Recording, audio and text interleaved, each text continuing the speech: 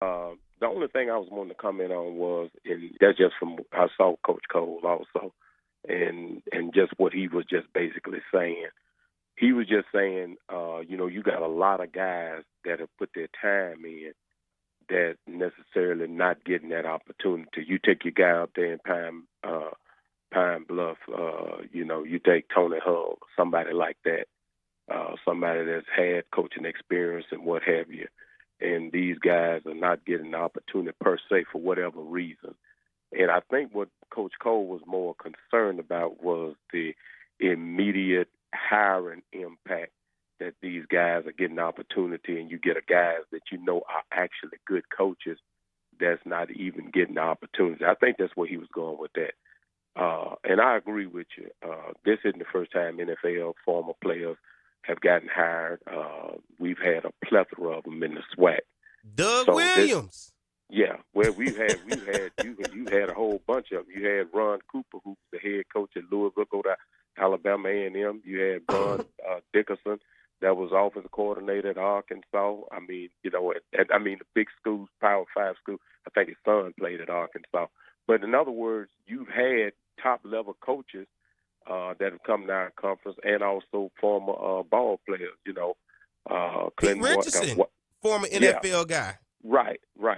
But the thing of it is when you made the point saying, well, these guys bring resources and different things like that, to be honest with you, Perry, the resources are great, they're needed and everything, but at the end of the day, Perry, if a guy can coach and he bring in the right assistants, that's going to take care of anything that you need, and the greatest example is Coach Richardson.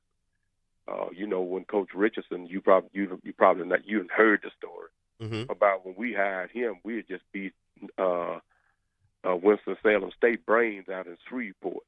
I mean, beat them to death. So back then, if Southern beat somebody that bad, they can't have a good coach. And so when Coach Castle named Coach Richardson as the coach, everybody's like, man, why are we hiring this guy?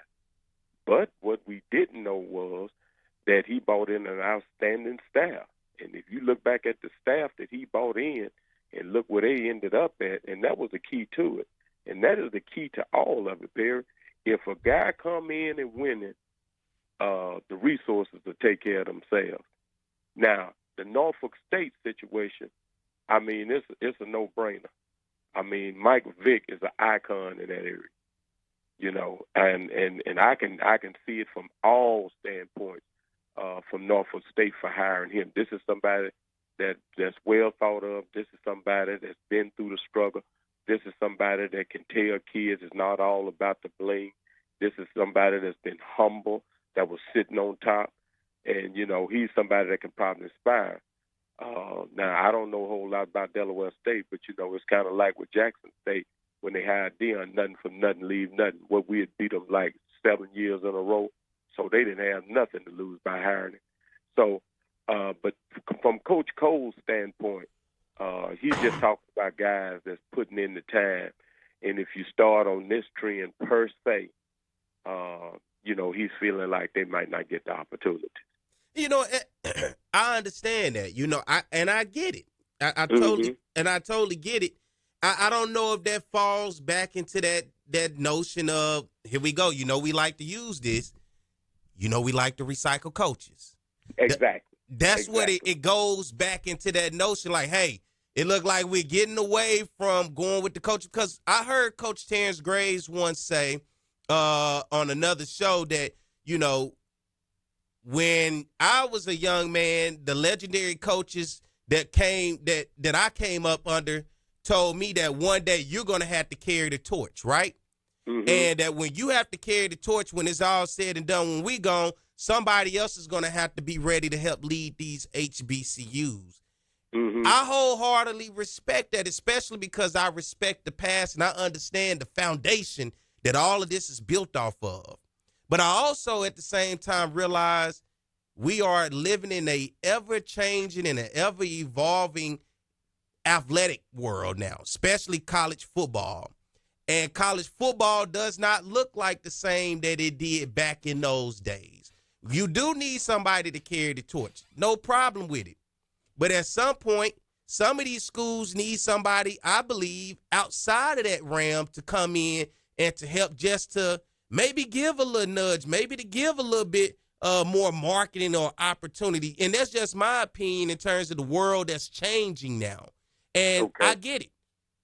Well, there is a circle and a group of guys that know each other, that coach with each other, and they all, when they get together, you know, hey, I coach with them at Bama State, I coach with them at North Carolina A&T, we all coach together at Southern. I get it. And so when those opportunities arise, that's typically you see those guys move around. He's at Pine Bluff now. He's at Valley. But I'm okay with sometime going away from that too. Is that and that's the thing where I'm at, is that a problem? And does that shake up things so bad to where people feel like, you know, like that's all bad, like that's nonsense? I don't think it's nonsense. No, I don't think it's nonsense, because the guys are knowledgeable of the game, and then the guys obviously aren't trying to embarrass themselves. I mean, if you look back at Eddie George, you know, it was his wife that really convinced him to do it, because, you know, he was kind of apprehensive about it. But, you know, it's all about surrounding yourself with good people. Here's one thing, Perry, that I've been studying and really focusing in on. I'm looking at the FCS, and I'm looking at the Dakotas, the Montanas, and all these different schools. And you ain't going to beat them. Okay, but here's the thing that I looked at. Have you ever looked at any of them rosters? Yeah. Well, you want to know where the kids are from? Yeah. Montana, Iowa, Minnesota. But this is the thing that I looked at, Perry. This is the thing that I looked at. I looked at Montana State's roster. Montana State got 9 FBS guys. They got 3 guys from Power 5 schools. The rest of them are from G4 or whatever schools, Air Force, Texas, San Antonio, stuff like that. 9 guys. Everything else is pretty much, you know, they get skilled players out of Texas and California. But the rest of it is pretty much boys that are from around the surrounding areas. Yeah. So what that tells me is it's not from a standpoint of talent. Then I look at our schools. We might have 28 guys from FBS schools transferred in. And the thing that gets me is when you look at these schools, the Dakotas, the Montana, and all of them, all of their guys are promoted from within. North Dakota State got, 9 championships? And they roll through coaches. Every last one of their coaches that moved from the head coach. When the other head coach get promoted to FBS school, they just move the next guy. Same thing with South Dakota State. And so there's a winning culture that's created.